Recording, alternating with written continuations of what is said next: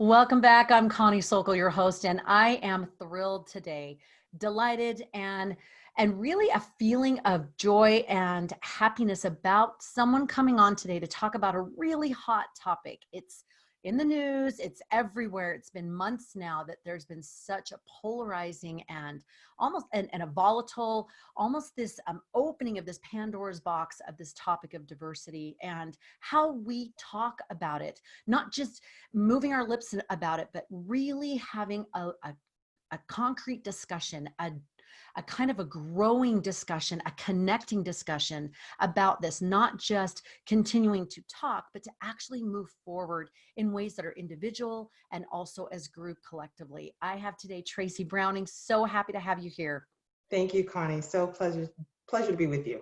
We're so grateful for you to take the time to talk about this. And this is near and dear to your heart. A little bit about Tracy, if you don't know much about her, she was born in New Rochelle, New York, but she spent a good portion of her childhood on the island of Jamaica in the West Indies. Been to Jamaica. It's gorgeous, absolutely gorgeous. It is.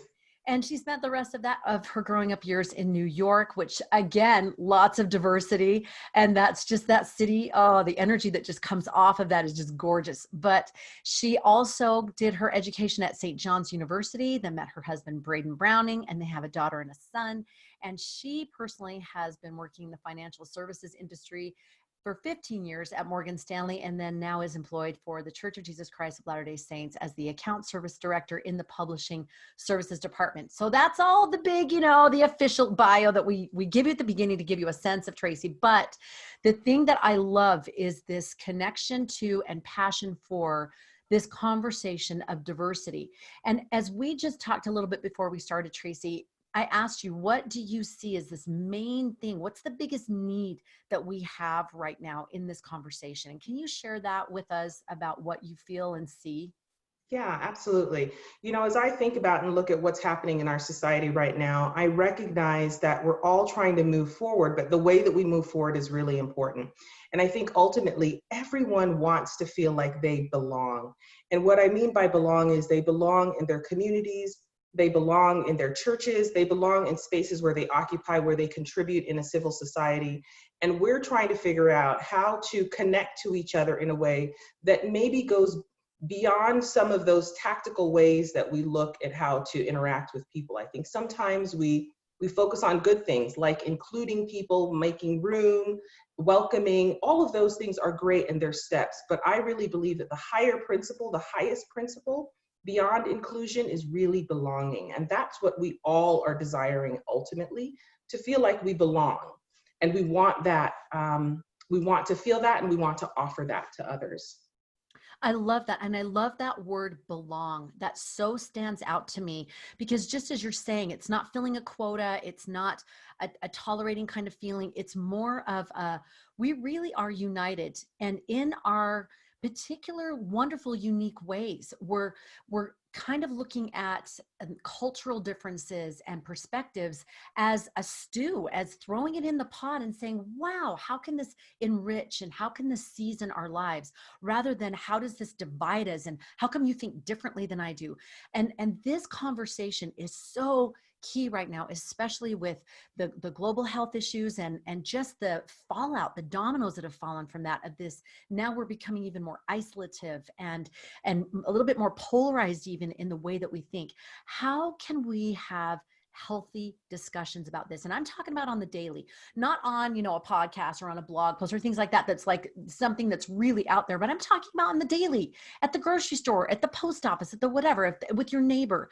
How do we address this issue when it comes up? Kids are playing or you're going to a meeting. How do we engage in this conversation in a healthy way? Oh, I think that's such a powerful and important question, Connie. Thank you for asking that. Well, I think the first thing that we have to do is acknowledge that first, sometimes these conversations are uncomfortable. That would be kind of pointless to pretend like we are in a place where we understand that these conversations are going to go seamlessly and smoothly each and every time. We are still in a process of learning how to communicate, particularly when we live in societies that are homogenous or are separated or don't have a lot of diversity, but these conversations are happening in a public space or they're happening in our families, and we might find that We want to engage in those conversations. We want to talk about that in ways that help to enrich, as you mentioned, or enlighten or clarify some things within our families. The first thing that we want to do is acknowledge that we might not understand how to have those conversations, and that it's a process, and that it doesn't have to happen in one conversation, that it can be a building block of conversations where we start with very simple things by looking at and understanding how we feel about a topic and understanding someone else's perspective. Listening, there's principles. I don't have concrete answers that are going to tell you steps 1 through 10, here's how to go through these conversations successfully, because that's not realistic. What we want to do is focus on principles. And the principles are listening and compassion, and certainly recognizing that it's okay for someone to be in a different place than you are. And it's certainly okay to be open and offer grace for them to be heard in spaces where you're having these conversations. And it's really good to ask questions and not make assumptions. I think that we immediately decide what side of the line that we're on, and we've decided that one perspective is the most correct without listening or hearing maybe the experiences from others that can allow us to really measure that barometer against how we're feeling. Sometimes, as you mentioned, we kind of go to our corners and polarize ourselves and isolate ourselves even within our own opinions. And it's really important to allow others to share their experiences so that we can really check and understand if we really feel strongly as we do about our position, and is there more room to see this topic holistically. So on a day-to-day basis, you just lower the expectations about the outcome and start and listen very carefully and ask questions. I love those points. I love that, to listen, to have compassion. And I love that, ask questions. I do interfaith work where there's a lot of diversity in not just cultural, but in faith and also in ethnicity. And it has been such a beautiful experience when we are open to those questions and when they're genuinely kindly asked. How many times that I've had to say, I'm curious about blah, blah, blah. And someone has said that to me. I love those kind of questions. And I think when we make space for those genuine questions, even if, let's just say it is feeling offensive at first. I know, coming from different countries, I moved from Scotland and then Canada, there were things that I just had grown up with culturally that were normal, that were names for things that I didn't understand had a different meaning in America. And how wonderful it was when someone said, I'm just wondering if you know that this word means this here and doesn't mean what you think it means in your country. It was really helpful. So I think when we have an attitude of curiosity, of discovery, of I'm just curious, or may I ask? I'm not trying to be offensive. I'm just trying to ask how much I've appreciated people of different ethnicity and color that when they've responded kindly to me when I really have wanted to know. So I think I love this idea of listening and not having our backup already, but understanding that people may just not understand or know, and offering that wisdom or knowledge or education to others instead of being offended or insulted. How do we stay in that space? How do we stay in a non-offended space? Because every one of us gets our backup about certain things that really bug us, right? Yeah, I think it's two ways. I think certainly we should seek to not be offensive. That's being a first, and we should really be carefully addressing this conversation, because we know it can come with a lot of emotion if we seem like we're being dismissive in any way. But the principle for me is always about grace. When I think of our Savior, he just offers so much grace. And grace can be on both sides of, even if you're in different places, you can offer grace to someone. And that is that place that says, I may not be aware of all of this, and I'm going to acknowledge now that I might not say things perfectly. And if I don't say it perfectly, please recognize and understand that it is not to be offensive. It is not in any way to be divisive or to be hurtful. It just may be the way that I've learned to express myself. And as a receiver of that, we allow people to speak openly and honestly so we can really understand where they are and offer really gentle correction if necessary, or improve or encouragement in other places. Grace can be extended in any conversation on both sides, as the giver and as the receiver. And I think if we focus on that, it helps those conversations go smoothly. Love that point. And especially with this grace, I mean, that's in anything, in business, in dealing with your children, this giving each other grace. I feel like what's happening in our world is leading us to that space, because we cannot stay in this emotionally volatile tone. We can't stay in this. It's just corrosive. So this option of going to grace, which is the ultimate option, right? It is the ultimate solution, is going to the space of grace. I love that we can give that at any given time, and we can readily apologize if we need to. I know one lady shared her experience, beautiful Black woman and this gorgeous black hair. She's standing in a line, and this woman reaches up and puts her hand in this woman's hair, and I'm thinking, people still do that? Like, I was kind of shocked. And then this woman is sharing. She said, I just put my hand in her hair and said, your hair is so beautiful. I just want to see your hair. And she tried to do it with a little bit of humor, and it ended up pretty humorous. Now, of course, you have to be so careful, but I love that in the moment, she was trying to get across a message in a way that was different and unique and had this love driver behind it. So I love this idea of grace, of if we can have a little bit of sense of humor, if we can lighten up just a little bit and not take it all so intensely, I think we can engage in a healthy discussion. Now, I want to kind of segue, because add on to this with our children. This is a huge conversation for our children right now. If they can learn it young, then it just helps the whole dynamic in the future. Do you have suggestions for parents talking with children, or if you're seeing or experiencing something in, so like teachers right now in the schools? I know there's great books out there that have been recommended, and I have loved them. Lots of different ones, of being able to talk about that and have discussions with my 8-year-old and my 15-year-old about this. Do you have any suggestions for having this kind of conversation in a very real, Yeah. authentic way? Yeah, absolutely. I think that what we do with children oftentimes is we love this idea of being colorblind. So we start by teaching them to see no differences. And I think that I know that the intention there is positive. But the reality is we can highlight the differences that your children are seeing in their friend group or in any spaces that they're in as complementary to theirs. And we can already start to help them shape and understand that their lives and their friends' lives may not be the same in the way that they live, and that's okay. And that the way that someone else's family does something works for them, and that's okay. And that the ideas that come out of the type of environment or the ways that their friends may be interacting in the world because of the environment that they live in, those things are okay in our society. We don't want to pretend that we don't have differences, because frankly, for a lot of people of color, particularly, our identity, parts of our identity are wrapped up in being in an African diaspora specifically. For instance, having an African ancestry, that's a part of my identity. And I don't think that that needs to be ignored or pretended that it doesn't exist. It can be complementary.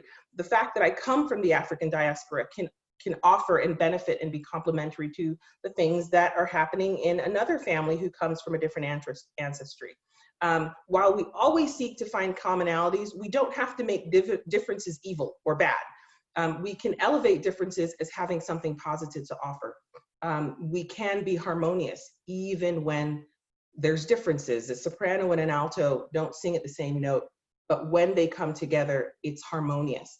And I think as we continue to have these conversations with our children, we shouldn't be afraid to hide the differences that exist within their friend groups or the differences that exist within people in their community. We should let them know that that's okay. And if we start to do that, our children will grow up not worrying so much about why someone is doing something differently than is in my home. And they will come to learn to appreciate those differences and be curious about those differences. And curiosity about each other, I think, is always a positive thing and helps to create connection. Absolutely. And what a beautiful stage of life to be able to introduce that topic of differences are good. They're enriching. I was just thinking about, I served a mission for the Church Jesus Christ of Latter-day Saints years ago in Japan, and how I brought back some of those things from that culture. And we got a rice cooker, and we do our gyoza, that's the pot stickers. And now my daughter is taking Japanese at 17 in the high school. And it's we take these bits and pieces, and I think as we help our children see the differences and the beauty of differences in daily life, I think they can start getting comfortable with that. I know my 8-year-old and I, we had a conversation about when this all sort of erupted. We talked about different kinds of fruit and how a banana isn't better than a peach. It's just different, and they have different tastes and flavors, and you put them all together and it's yummy as a fruit bowl, right?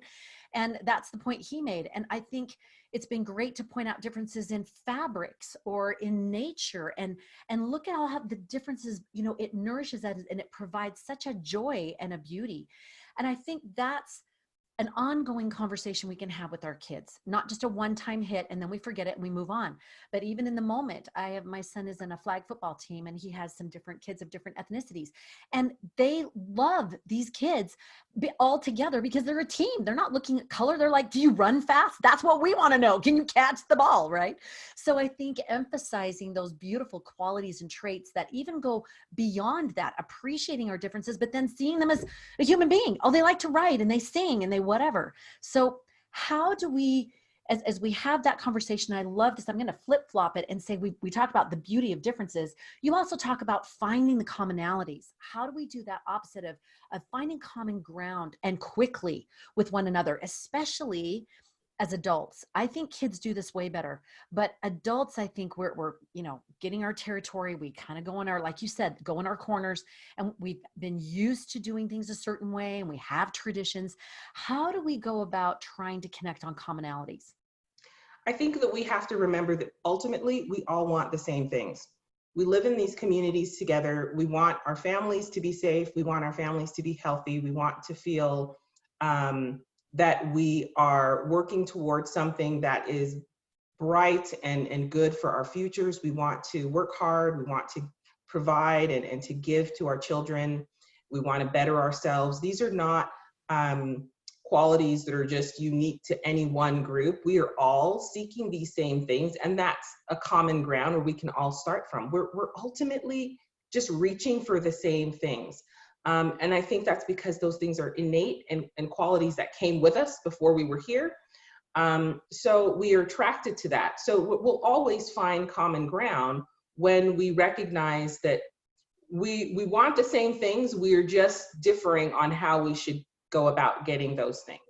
And that's a question of tactics. That isn't really a question of if we're really that different, because ultimately we're just not that different. We just live in the spaces of how we try to go about existing in those things differently, but the goals and the desires are the same.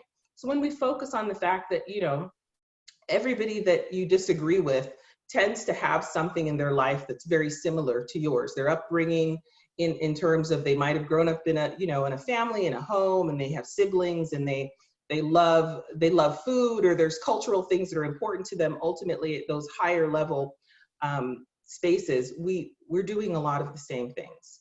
Love that. And it just makes me think of focusing on that common objective, and how it takes the defensiveness and the rise of the hackles. It just sort of mellows that out. I think about if I'm taking a trip to New York, where you're from. If I take a trip, I can go by plane, I can drive, I can bike it. I mean, it doesn't make any one of those ways wrong. It's just a different way to get to where we want to go. And that, I love that piece that you keep talking about, that respectful listening and considering and being curious about, well, how have you done that? And what does that look like in your life? And these different aspects that we may not be ready to understand.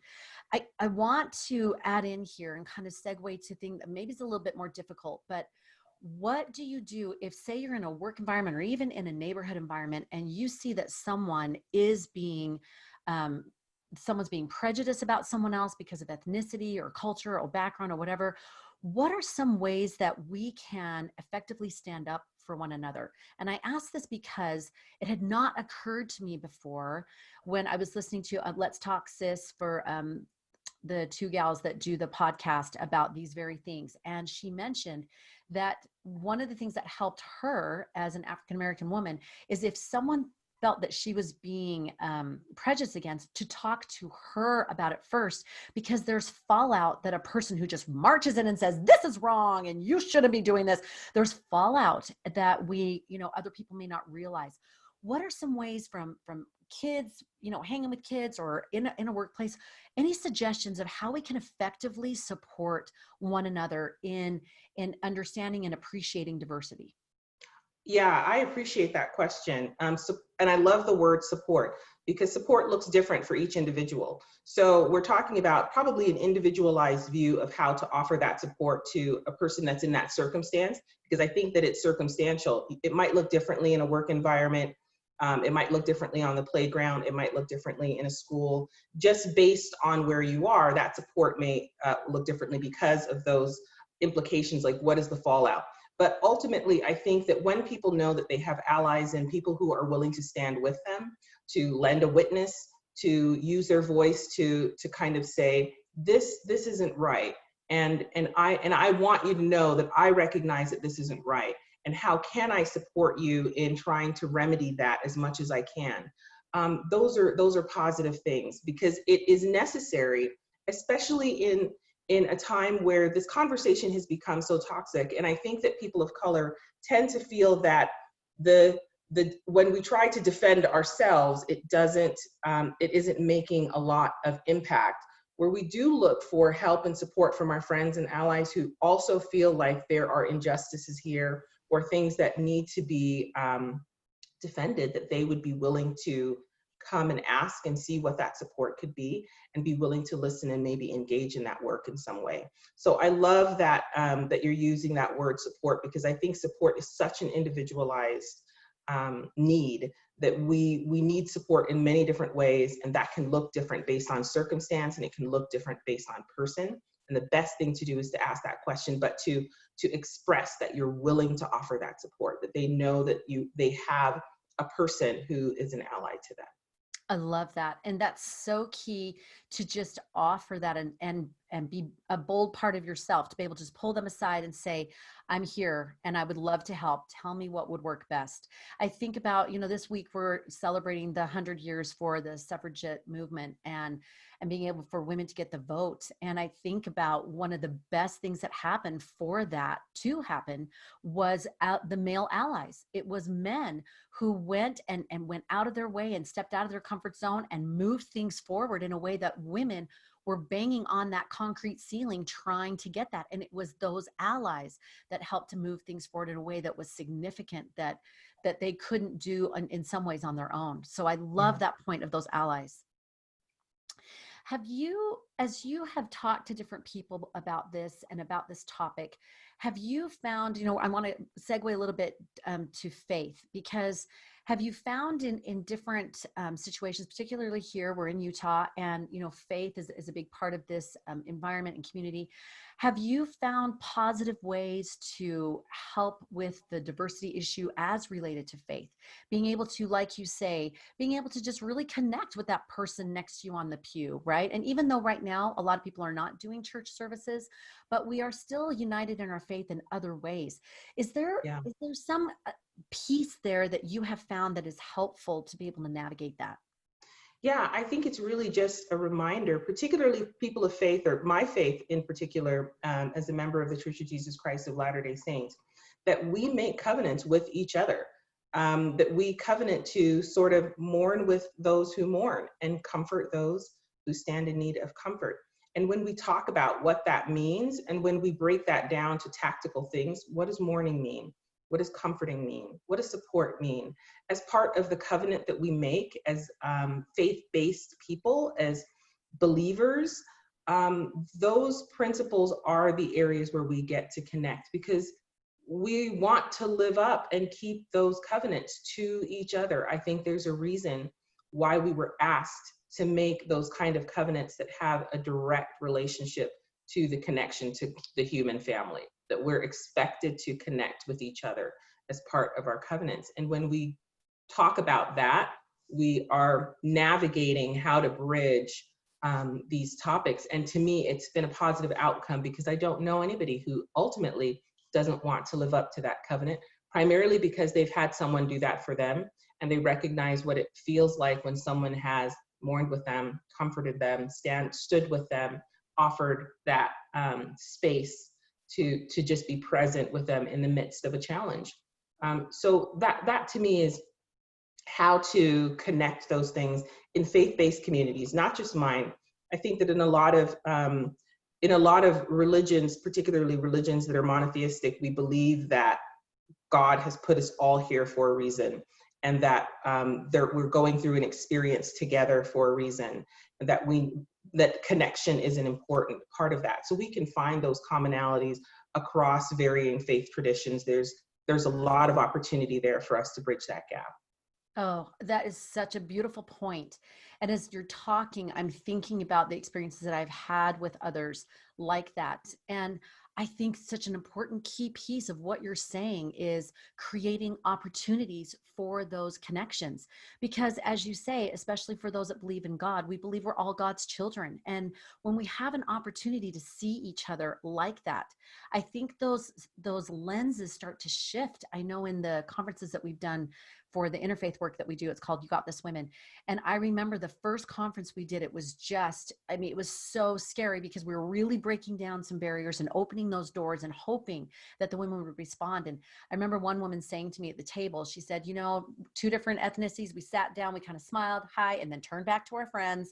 And then she said, within a couple of hours of these interactive activities and opening our souls of what matters most to you and talking about their kids and their jobs and their concerns. And they saw that they were the same, like you had mentioned before, that we all want the same things. And before you know it, they're hugging and they're crying together and they're reaching out for each other's hands. And I think creating an environment or opportunity to engage with each other that way, to connect with each other's people and see each other's eyeballs, even if we're wearing a mask.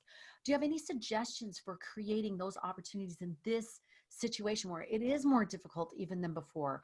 But by the same token, because of that, we can seek out for, you know, specific opportunities that can really help us connect with each other, maybe in ways that we hadn't planned on. Any thoughts on that? Yeah, I think some of the thoughts that came to me as you were asking that question is one, yeah, we're in a really historical moment and a unique time, given that we're in the middle of a global pandemic that has taken away some of the maybe normal and natural opportunities for us to connect with people out in the world. So we're having to be really creative now, right? And I think that the youth are really showing us the way to do that. They have got technology mastered and they have an understanding of all of these platforms where they're creating sort of groups that allow them to digitally connect. I know that there's lots of spaces and places where women are seeking that connection because we've been in isolation, and others are looking for spaces to get to know each other and to talk about these topics and to have those experiences where we can join hands and really kind of, you know, get closer around those commonalities. And I think that those spaces exist digitally as well as out in the world. And hopefully when we get to a different place where we can maybe get back to some of those opportunities of being in physical spaces together, until that time, we can seek out those places online. There are webinars, there are Facebook spaces, there's places where people can go now in the midst of this unique time to try to create some of those connections until we get to a different time. Until we can do a little bit more face-to-face. Do you have any favorites that you would recommend? Like I mentioned, Let's Talk Sis, and I love their podcast. It very short 8-minute videos, but talk about how to talk about this and how to deal with it and how to move forward in a good way. Any other suggestions do you have of great spaces to go to? I don't have any particular spaces that I would call out and recommend, but what I would say is consider, whilst we're looking for those things that align to how we normally and naturally align to this topic, consider including one or two places that might challenge us a little bit, so that we're also in places where we might learn a different perspective on the topic that we're talking about. So I always just encourage people to broaden that reach and recognize that it also allows us an opportunity, as well as going to places that we feel ultimately comfortable, because we're always talking about things and in the same way that align to our natural and core, our nature and core at the moment. If we look for opportunities to also say, is there someone in another space that sees this slightly differently than I do, and is there any benefit for me to hear what that sounds like, and then think about those things that I'm hearing, is also a benefit. Oh, that's so true. In fact, a few months ago, I know there was a post that was talking about read different authors from different cultures. You know, the poetry of Maya Angelou, and I always said Maya Angelou, and I found out that that was wrong. But you know, read that poetry and look at paintings from other people from other cultures, and get that experience, that taste of other perspectives and the way to see things. It is such an enhancing thing. I'm a writer, and I was just reading again the other day of how important it is for there were these prolific best-selling authors for years and years, and they said one of the major things that made them that way is because they read from all kinds of genres. They didn't just stick to their own, and then they could feed in all of these details, and I find that to be true for myself. I have Absolutely. Go ahead. I've loved this conversation. I want to, for those that are just joining us and maybe have missed something as we're wrapping up here, I'm going to ask one last thing that she'd like to share that she hasn't been able to today. But just before she does that, I want to just hit some of the high points of what Tracy talked about today. Loving that the primary need is to belong, and not just in a sense of checking the stats and marking the boxes, but a true sense of connecting. And I love that you said the way we move forward is key, and that it's steps. We just take the next step and the next step. We acknowledge the awkwardness, acknowledge that this is a process, and then be able to ask questions, listening with compassion, that it's okay for things to be different, but being able to say things, may I ask? I'm curious about, I'm trying to understand. Can you help me understand a little bit more about those kind of soft starts? I think are so key. I love the seeking to understand and being sensitive in the understanding that you're seeking, and then giving grace. Giving grace. If all else, you know, you look at anything else, just go back to that space that has grace. And then highlighting the beauty of the differences while trying to find the common ground, and that we all want the same things. And lastly, we can support one another by expressing that support. Even if we don't know what to do, or feel awkward, or we don't know, we can pull someone aside and privately say, I just want you to know I love you. I'm here for you. What's the best way I can support you? I think these are just, it's making my heart feel warm and happy. And I'm feeling positive about this whole thing of, okay, loving humanity. Is there one last thing you want to share with the listeners today? Well, thank you for that opportunity. I think we've covered quite a bit, and I think that those are important principles. I think I would just say, remind everybody that we're all here together, and being together is a beautiful thing. We're having a human experience, and we're here having a human experience together, and that's important. And you know, we might want to consider that, as we talked a little bit before, that the way that we go about that experience may vary, but there's beauty in those variances, and there's strength in those variances, and there's ways for us to connect around those variances that will bring us closer to that future that we all desire, that place where we are not divided, that we're not polarized, that we're not isolated from each other, but that we're coming together, that we're unified, that we feel like we are complementary and harmonious as we kind of coexist in our societies. So beautiful. It makes me think of that C.S. Lewis quote where he says, you have never met a mere mortal. Everyone that you meet is a god or goddess, you know, that we would be tempted, sorely tempted, if we could see one another as we really are, to fall down and worship one another. And I think that's so how it is. And I love how you mentioned we're having this human experience. It just made me think of a few years ago when we had the eclipse, that total eclipse. And a friend of mine traveled up to Idaho, and she was watching it with all these people. And she said, Connie, I was shocked. It was almost like a spiritual experience. And we all kind of, after it happened, she said, I was moved. So many of us were moved to tears, and we looked at each other, and it was just, it shifted. It shifted the way we looked at one another because we had just shared this experience. And I think keeping our eye on that ultimate prize, that we are all sharing this experience, I think we can look at each other with a little bit of wonder and love and delight that we get to share this boat together, that we're going through this experience together. So thank you so much for being with us today. So appreciate your time. Thank you, Connie. And for those who want more of these wonderful podcasts, you can subscribe below, rate, review, would love it. And as always, if you want more information on how to live a purposeful, organized, and joyful life and be able to really move forward, make sure you check out ConnieSokol.com. I've got my TV segments, programs, freebies, all kinds of wonderful things to help you move forward the way that you really want to live the life you desire to live. So remember today, take that step to live your purpose-filled life.